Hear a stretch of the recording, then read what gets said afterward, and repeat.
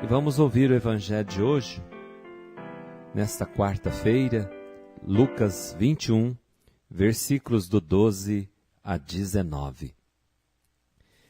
Disse Jesus aos seus discípulos: Antes que aconteçam essas coisas, sereis presos e perseguidos.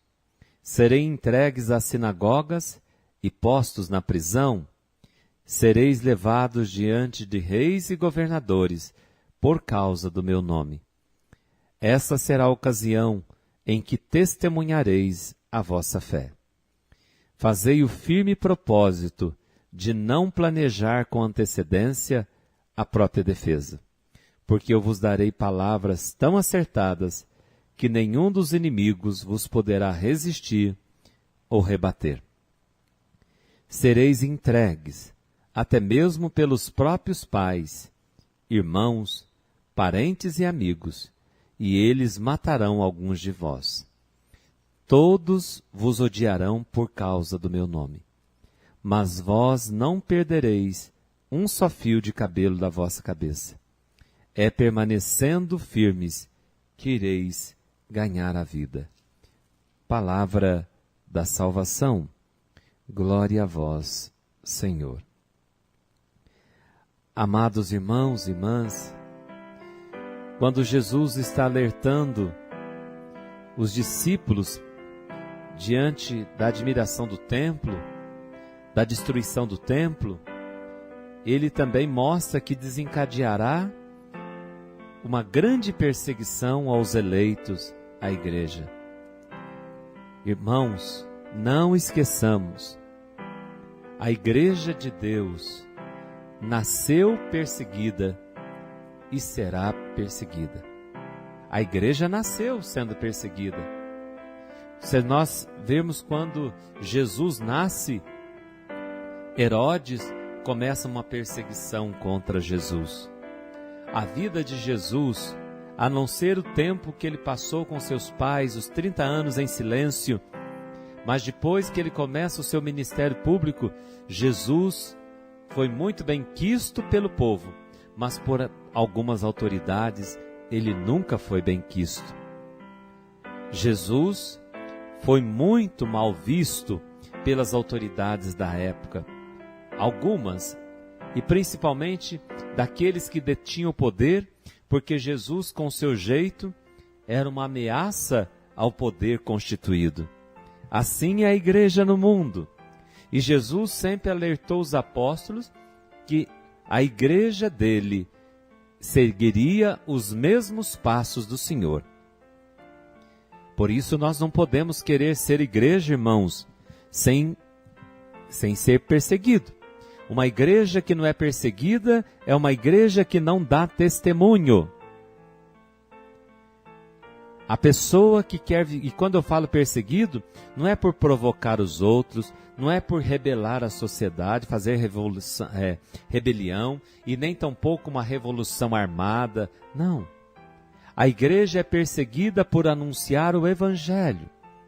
A igreja é perseguida por anunciar e defender valores que a sociedade de cada época não aceita. Por defender realmente de unhas e dentes aquilo que é a essência da vida humana, por defender a vida humana, por defender valores que atentam, valores que sustentam a vida e que atentam contra a dignidade humana. Por isso será sempre perseguida. Não se esqueçam. Se nós vivermos o Evangelho, nós seremos odiados por muitos. Nem todos que estão conosco, principalmente pessoas aliadas ao poder, é que vão achar que nós somos os melhores. Não.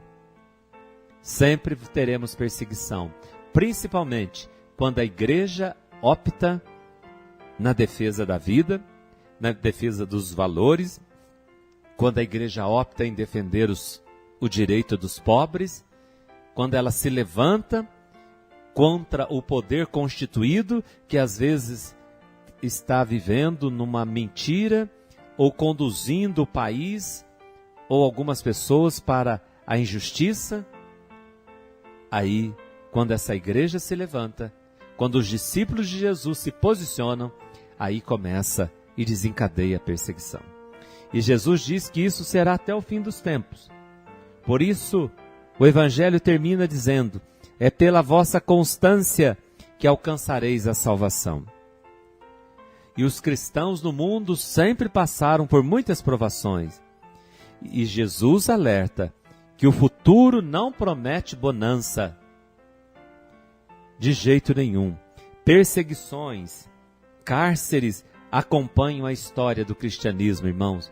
Desde que o cristianismo nasceu, sempre foi acompanhado de perseguições e cárceres. O que Deus pede para nós é esperança. Em nosso mundo, ouvimos um aglomerado de notícias ruins, mortes, roubos, no Brasil, corrupções, entre outras coisas, não só no Brasil, mas de maneira especial no nosso país. E tudo isso tende a nos tirar a esperança. E diz a palavra que a esperança não decepciona.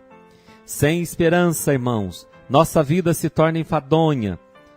Sem esperança, nós entramos em depressão, somos fadados à depressão.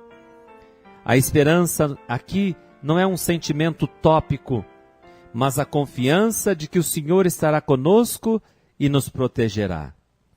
E quem tem a experiência de salvação de Deus, sabe que Ele agirá de novo e não nos abandonará. Não vai abandonar seu povo. A primeira coisa que o inimigo tenta é nos tirar e arrancar a esperança. E sem ela, tudo mais é fácil de ser tirado. Se nos roubam a esperança, tudo mais nos será tirado.